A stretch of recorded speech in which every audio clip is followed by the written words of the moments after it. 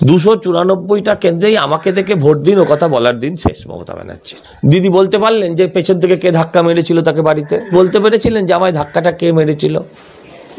ভাইপো বউ কে মারলো? কেউ বলতে পারলো না, চুপ হয়ে যেত। কারণ ঘরের থেকে আঘাত, এটাও তো ঘর থেকে আক্রমণ। ঘরের থেকে আক্রমণ, একটু চুপ করে থাকতেই হবে। কার হয়ে দালালি করছে? যারা থ্রেট কালচারের মাথা।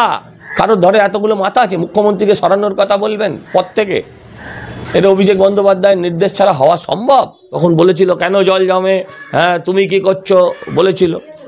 এখন মেয়র তার ঝালটা ঝেড়ে দিল। তারপর যদি একটা গরু চোর, একটা কয়লা চোর, একটা বালি চোর, হ্যাঁ সে যদি পুলিশ মন্ত্রী হয়, সেই পুলিশের যে কী দশা হবে গো, ভাবলেই কিরম গাটা শিউড়ে ওঠে। মমতা ব্যানার্জির যদি ক্ষমতা থাকতো, মমতা ব্যানার্জির যদি বয়স থাকতো, মমতা ব্যানার্জির যদি দলের ওপর কন্ট্রোল থাকতো, হুমায়ুন কবিরের আজকে তৃণমূলের প্রাক্তন হয়ে যেতেন। পুরের মৃত্যু সাপের কামড়েই হবে।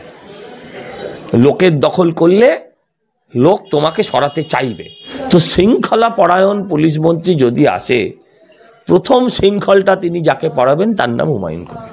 চোরেদের কাউন্সিলর করবে, করে আবার বলবে হ্যাঁ যে এগুলো আটকানো সম্ভব নয়, এটা হতে পারে না।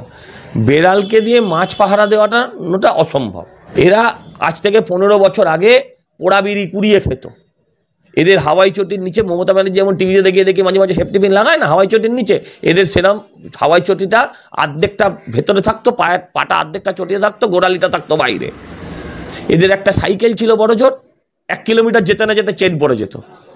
এরা এখন বাজারে যায় স্করপিও করে, গলায় যে সোনার চেনটা ওই দিয়ে বাড়ির কুত্তা বেঁধে রাখা যাবে।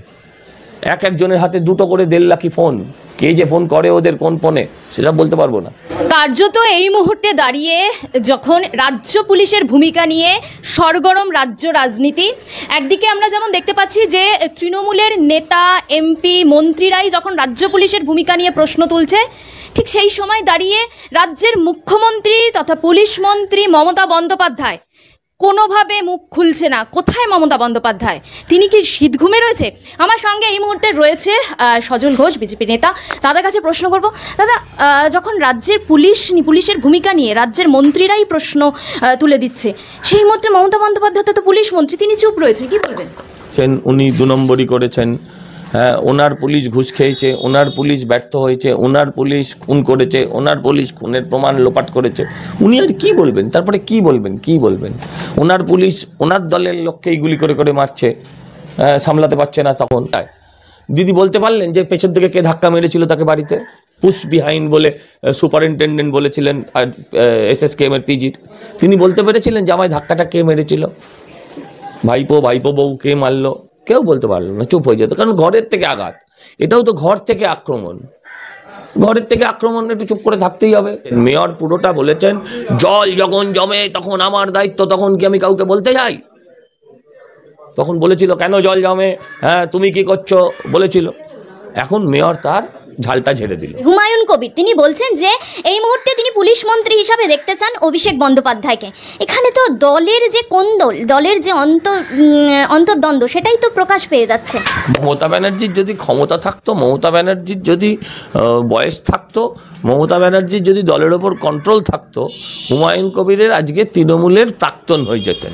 মমতা ব্যানার্জি আজকে দলের ভেতরে কতটা কোণঠাসা, কতটা দুর্বল, সেটা আরেকবার প্রমাণিত। 294টা কেন্দ্রেই আমাকে দেখে ভোট দিন ও কথা বলার দিন শেষ মমতা ব্যানার্জির। হুমায়ুন কবির কি বলেছেন? একটা ফুল টাইম পুলিশ মন্ত্রী দরকার। ঠিক, ফুল টাইম পুলিশ মন্ত্রী দরকার বলেছেন, শৃঙ্খলা পরায়ণ পুলিশ মন্ত্রী। তো শৃঙ্খলা পরায়ণ পুলিশ মন্ত্রী যদি আসে, প্রথম শৃঙ্খলটা তিনি যাকে পড়াবেন তার নাম হুমায়ুন কবির। মাহমুদ গজনী ছাড়া আর কেউ বলতে পারিনি হ্যাঁ যে 30% হিন্দুকে আমি কেটে ভাগীরথীতে ভাসিয়ে দেবো। এটা একমাত্র কে বলেছে? এটা একমাত্র বলেছেন যিনি, তার নাম হুমায়ুন কবির। তো সেই হুমায়ুন কবিরকেই প্রথম শৃঙ্খলিত করা উচিত। তারপর যদি একটা গরু চোর, একটা কয়লা চোর, একটা বালি চোর, হ্যাঁ সে যদি পুলিশ মন্ত্রী হয়, সেই পুলিশের যে কী দশা হবে গো, ভাবলেই কিরম গাটা শিউড়ে ওঠে। এই হুমায়ুন কবিরই বলছেন যে 3 বারের মুখ্যমন্ত্রী হয়ে গেছে, মুখ্যমন্ত্রী থাকুক, পরের বারও তিনি মুখ্যমন্ত্রী থাকুক, কিন্তু প্রশাসনের মেন দায়িত্ব অভিষেক বন্দ্যোপাধ্যায়কে দাও। এখানে কোথায় মনে হচ্ছে না মুখ্যমন্ত্রীকে একটা পুতুল সাজিয়ে রাখার মতো একটা প্রস্তাব?